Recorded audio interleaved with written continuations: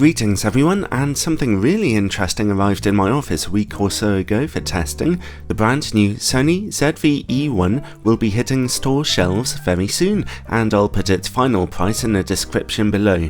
This is Sony's shot at making a video camera that appeals to virtually every kind of content creator, from vloggers down to serious filmmakers, but there's nothing gimmicky in the broad appeal feature set on this thing. It's actually a seriously powerful camera to use, and once I actually got my head around some of its features, which were pretty new to me, I had fun using it, with one or two little caveats I'll talk about at the end.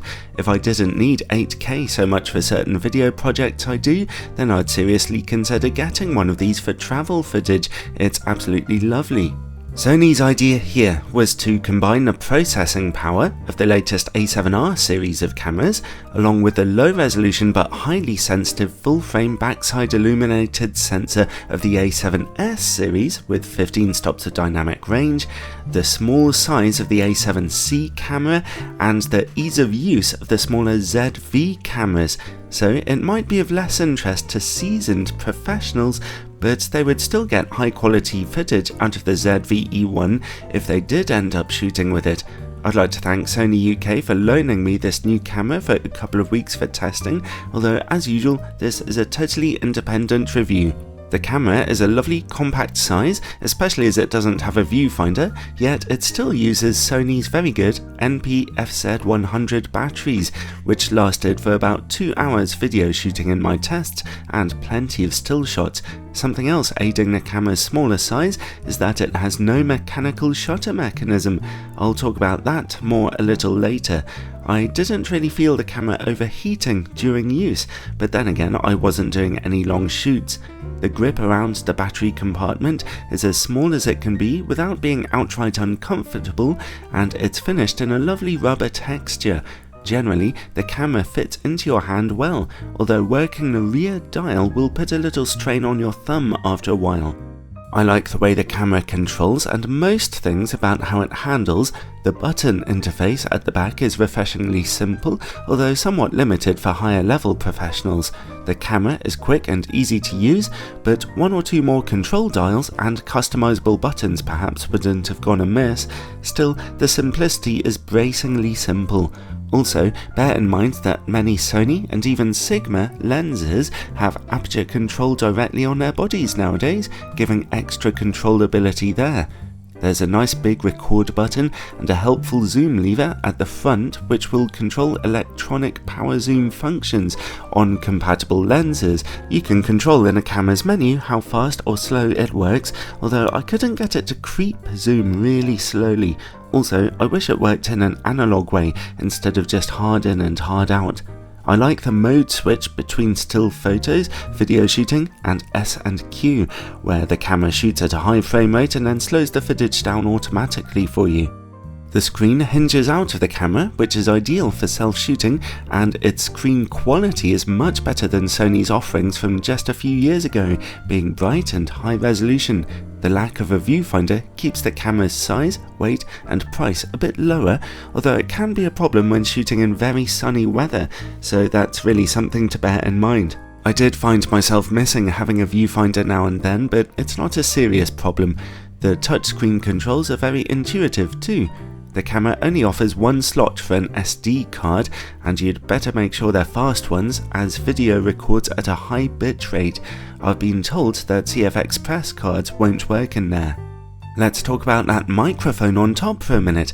It has 3 capsule sensitivity, meaning you can set it to capture more audio from the front of the camera, more from the rear, or audio from all around. So obviously, if you're capturing atmospheric sounds of the streets around you, capture all around, but if you're shooting an interview with someone in front of you, set it to capture more of what's in front. But if you're vlogging, perhaps doing travel work and shooting all around you, but you want to capture the sound of your voice just behind the camera, shoot with it set to the rear. The camera comes with a useful dead cat microphone filter also. So, when it comes to build quality, it's easy to see what Sony were trying to achieve here. A very compact size and simple control features give it great appeal to casual and intermediate video makers, although seasoned professionals will probably want more and gravitate towards the A7S III or another Sony camera instead. Well, let's see about its video features now. First thing to note is that its 12 megapixel back illuminated sensor captures incredible video quality.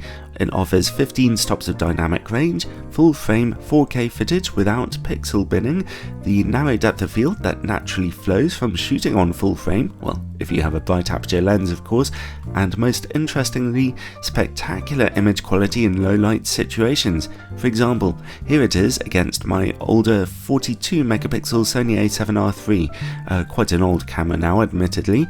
At ISO 1600, the newer ZV-E1's footage already looks wonderfully better. At ISO 6400, the ZV-E1 is still looking great, although noise is creeping in. It's nothing like the older A7R III. And here's 25,600, where the ZV-E1 is still just about usable compared to the older camera's grainy mess.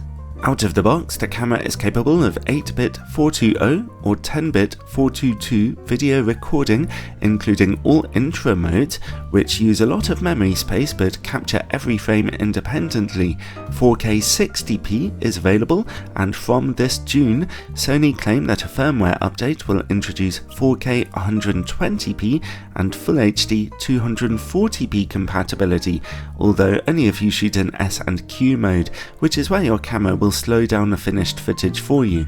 So, the ZV-E1 is clearly excellent for shooting in all different situations and light conditions, something professionals will love, alongside its great dynamic range. But the camera is designed with a number of other features for intermediate and fast workflow video work. For anyone happy to shoot with large borders, there's the cinematic vlog mode with 5 looks and 4 moods which can be combined together. Here you can see the S cinetone, clean, chic and fresh looks. The 5th is just mono. And here are the 4 moods: auto, gold, ocean and forest. So those can be fun to play around with. I only wish the cinematic vlog mode didn't force those top and bottom borders on you though. You also get Sony's usual creative looks in normal video shooting modes. The camera also features incredible AI-powered autofocus tracking for all kinds of subjects, including faces, animals, birds, insects, cars, trains, and planes, all easily selectable from the touchscreen, or in the menus of course, and in my experience, the tracking was excellent and not easily fooled. The camera has a number of other video features, but most prominent is the new auto framing feature. This allows you to set up a wide-angle shot, perhaps on a tripod, and then press onto the subject within it that you want to frame for 1080p video of that subject that follows it around. It's quite clever and a potentially neat feature for anyone who wants a fast workflow and wants to get interview or other footage onto the internet ASAP, or who simply wants to set up their camera on a tripod and have the picture follow you around. You can also choose to make the cropped footage record onto your SD card while the full frame records externally, or vice versa. And you can live stream the cropped footage via USB, which is helpful too. The auto framing is a cool feature, although I found it would get pretty wobbly if you're walking with a camera or otherwise moving too much, so it's not quite a miracle cure, and the resulting footage will only be 1080p. Professional shooters with a bit more time on their hands would sooner just take care of cropping and editing. Oh, and for those on the move or with shaky hands, here is the dynamic image stabilization in play. Here you can see unstabilized footage, normal stabilization, active stabilization, and dynamic stabilization. For walking around, you'll only want to use the cropped dynamic stabilization here, which does a good job if you have a wide enough angle lens, but does get a little jittery in places. Again, professionals with a bit more time on their hands will much prefer to set up an electronic gimbal for these kinds of shots instead. Still, a useful feature to have on hand. When it comes to rolling shutter, unfortunately it is visible when shooting in all different resolutions. I've seen worse than this before, but still, I wish it were a little better, at least in 1080p mode, for shooting fast action. Let's take a look at video quality now. At lower ISOs, there's tons of detail coming from that 4K footage, even when shooting 60 frames per second, with no patterning or blockiness, and even at ISO 1600, the image is very clean. It's only really at ISO 3200 that a little noise becomes visible. At ISO 6400, a little false colour starts creeping in, and at 12800, we're noticeably losing fine detail. Also, ISO 25600 is really noisy but still just about usable. Anything beyond that and you're simply pushing things too far. Still though, this is just about the best 4K video quality it's possible to get nowadays, especially in higher ISO levels, and that's saying something. Let's have a look at still image quality now. The camera's 12 megapixel sensor is obviously not capturing much resolution here, but it should offer great high ISO performance. As you can see, RAW files capture lovely resolution, whereas the JPEGs, while still sharp enough, smudge the very finest details. Up until ISO 1600, image quality is very clean and sharp. Higher ISO levels than this will start to really introduce noise and smudging, although 12,800 is still surprisingly usable. Shooting beyond this is for emergencies only. So those still pictures are cleaner than usual for a full frame camera, but not miraculously so. Really, the key benefit of that 12 megapixel sensor lies in high ISO image quality during video work, rather than making a huge difference for still photography. Oh, and do you remember I mentioned that there's no mechanical shutter on this camera, only electronic? We do get some rolling shutter effects when panning heavily and shooting stills at the same time, although again it's not quite the worst I've ever seen. Overall then, I really enjoyed using the ZV-E1, and Sony are rather treading a new path with it in some ways, which is always exciting to see. An issue for me personally is the lack of 8K shooting, although obviously that would be completely impossible on a 12 megapixel sensor anyway. 4K is more than enough for most users though. Despite being a very powerful camera, as one that Sony intended to be small and easy to use, it does lack features that the highest level professionals will be looking for, unsurprisingly. Fewer buttons means less controllability to grow into after you've gotten used to how the camera works, although admittedly, having fewer controls on there does make things less intimidating as you're getting started, or if you're still just learning video making. I wish the camera had a ProRes recording mode. I know, it's an old format, but still one that's highly compatible, which I personally love. Some people will object to the lack of dual card slots, which could be a little scary for those shooting weddings or other events. Make sure your SD card is a reliable one. And the choice of a micro HDMI port instead of a full-sized one will annoy some professional video makers too. It annoyed me actually, but then again, the camera is designed to be as small as possible, and the lack of a viewfinder can be a bit of a problem when shooting or reviewing footage on a bright, sunny day. But overall, this camera has quite a lot of appeal, and it's easy to see what Sony are trying to do with it. Beginners who are ready for a little challenge will have a blast with it, with a little practice.